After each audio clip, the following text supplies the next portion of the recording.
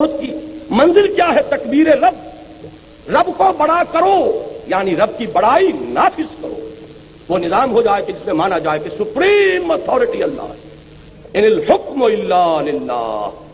اسی لیے میں نے سورہ بنی اسرائیل کی جو آخری آیت پڑھی تھی اپنے خطاب کے آغاز میں، وہ اس اعتبار سے کہ وہ آیت بھی میرے نزدیک توحید کے موضوع پر جامع ترین آیات میں سے قرآن مجید ہے۔ قل الحمد للہ الذی لم یتخذ ولدا، کہو کہ کل شکر اور کل تعریف اس اللہ کے لیے جس نے کسی کو اپنا بیٹا اولاد نہیں بنایا۔ نمبر ایک، وَلَمْ يَكُنْ لَهُ شَرِيكٌ فِي الْمُلْكِ، اس کا کوئی ساجی نہیں ہے حکومت میں، حاکم حقیقی صرف وہ ہے۔ وَلَمْ يَكُنْ لَهُ وَلِيٌّ مِّنَ الذُّلِّ، نہ ہی اس کا کوئی دوست ہے اس کی کسی کمزوری کے باعث۔ تم دوستیاں پالتے ہو اپنی کمزوری کی وجہ سے، کہ دوست کبھی کام آئے گا۔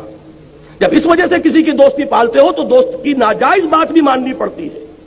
اللہ کے دوست ہیں، اولیاء اللہ ہیں، لیکن کسی ظلم کے باعث نہیں ہے، کسی کمزوری کے باعث نہیں ہے کہ اس کا کوئی ولی اس سے کوئی ناروا بات تسلیم کرا سکے۔ وَكَبِّرْهُ تَكْبِيرًا، اور اسے بڑا کرو جیسے کہ اس کی بڑائی کا حق ہے۔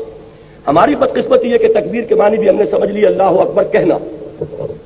بہت جوش آیا اور نعرہ تکبیر اور زور سے مارا نعرہ، اور ساری جو سٹیم آؤٹ ہو گیا سارا جوش وہیں کا وہیں، آگے عمل کے لیے کچھ رہتا ہی نہیں ہے۔ اور تکبیر کے معنی یہ سمجھے کہ اللہ اکبر کہنا، حالانکہ اللہ اکبر کہنا تو اس کے معنی جزون یا مجازن ہوں گے۔ تکبیر کے لفظی معنی کیا ہے؟ کسی شے کو بڑا کرنا۔ اس میں تصغیر تو آپ نے پڑھا ہوگا گرامر میں، کسی چیز کو چھوٹا کرنا۔ ریور سے ریویولیٹ، بک سے بکلیٹ، یہ چھوٹا کرنا، اس میں تصغیر ہے۔ کتاب سے کتابچہ۔ تسہیل کے معنی کیا ہے؟ کسی شے کو آسان بنانا۔ تکبیر کے معنی کسی کو بڑا کرنا۔ اللہ بڑا تو ہے لیکن اس کی بڑائی یہاں نافذ نہیں ہے، قائم نہیں ہے، مانی نہیں جا رہی۔ اس کی بڑائی کو نافذ کرو، یہ ہے ہدف محمد الرسول اللہ صلی اللہ علیہ وسلم کا، پوری جد و جہد کا جو ہدف ہے۔ یہی وہ چیز ہے جو یہاں فرمائی ان اقیم الدین، یہی وہ چیز ہے کہ جو قرآن مجید کی مدنی صورتوں میں 3 جگہ پر آئی۔ هو الذی ارسل رسولہ بالہدی ودین الحق لیظہرہ علی الدین کلہ، وہی ہے اللہ جس نے بھیجا اپنے رسول کو صلی اللہ علیہ وسلم الہدا اور دین حق دے کر، تاکہ غالب کریں اسے کل کے کل دین پر، پورے کے پورے نظام اطاعت پر۔ کوئی بھی حصہ مستثنا رہ گیا، آپ کو معلوم ہے کہ کل میں سے چاہے چھوٹا سے چھوٹا جز نکال لیں، باقی جو ہوگا وہ بھی اب کل نہیں، جز رہ جائے گا۔ 100 میں سے 1 نکال لیں گے تو 99 بھی کل نہیں ہے، وہ بھی اس کا ایک جز ہے۔ تو کوئی چیز بھی نکل گئی تو علی الدین کلہ کا تقاضا ختم ہو گیا۔ یہی مفہوم آیا ہے سورہ انفال میں، اور یہ کب آیا؟ جبکہ حضور کی وہ انقلابی جد و جہد جس پر مجھے تفصیل سے گفتگو کل کرنی ہے انشاءاللہ، وہ جو آپ کو کوئی ایک نقشہ سا تقسیم ہوا ہوگا نارتھ ناظم آباد میں، میری ایک تقریر کل ہے۔ یہ جو تکبیر رب ہے یا اقامت دین ہے یا اظہار الدین الحق علی الدین کلہ ہے، اس کے لیے جدید اصطلاح ہے اسلامی انقلاب۔ وہ اسلامی انقلاب کیا ہے؟ اللہ کے نظام کی بالادستی۔ اسی کے لیے جب حضور کی انقلابی جد و جہد کا مرحلہ وہ آ گیا، آرمڈ کانفلکٹ والا، مسلح تصادم والا، تو فرمایا گیا سورہ انفال میں وَقَاتِلُوهُمْ حَتَّى لَا تَكُونَ فِتْنَةٌ وَيَكُونَ الدِّينُ كُلُّهُ لِلَّهِ۔ اے مسلمانوں، اب جب کہ تمہاری تلواریں نیاموں سے باہر آ گئی ہیں، اب یہ واپس نیام میں نہیں جائیں گی جب تک کہ بغاوت اور فتنہ اور فساد بالکل فرو نہ ہو جائے، اور دین کل کا کل صرف اللہ کے لیے۔ یہ کل کے لفظ پر غور کیجئے۔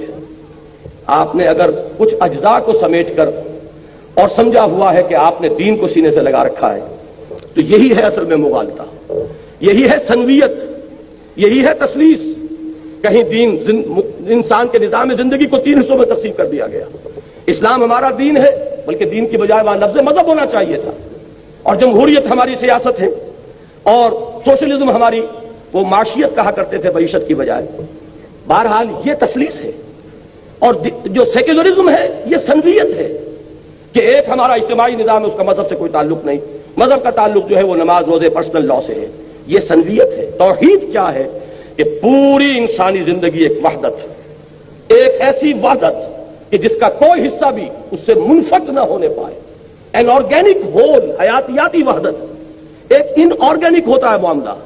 اگر آپ کا لوہا پڑا ہوا 10 من، آپ نے اس میں سے 2 من ادھر کر دیا، 8 من ادھر کر دیا، لیکن ہاتھی کا جو آرگینک ہول ہے وہ اگر 50 من کا ہے تو اس کو 20-20 من کے 2 حصوں میں کرو گے تو وہ ختم ہو جائے۔ یہ جو حیاتیاتی وحدت ہے، آرگینک ہول، اسلام ایک نظام زندگی کی حیثیت سے ایک آرگینک ہول ہے۔ اب میں یہ کل عرض کرنے والا ہوں اصل میں کہ اسلامی نظام جسے ہم کہتے ہیں اجتماعی نظام، وہ بھی در حقیقت کسی نقطۂ توحید کی شرحیں ہیں۔ یہ سب کیا ہے؟ فقط ایک نقطۂ ایمان کی تفسیریں۔ اسلام کا معاشی نظام، اس کی اصل اصول توحید، اسلام کا سیاسی نظام، اس کا اصل اصول توحید، اسلام کا سماجی نظام، اس کا اصل اصول توحید، لیکن وہ میری اس وقت کی گفتگو سے باہر ہے۔ بہرحال عملی تقاضا جان لیجئے، توحید، عقیدہ توحید کا عملی تقاضا اجتماعی سطح پر یہ ہے کہ اس نظام کو قائم کرنے کی جد و جہد کیجئے۔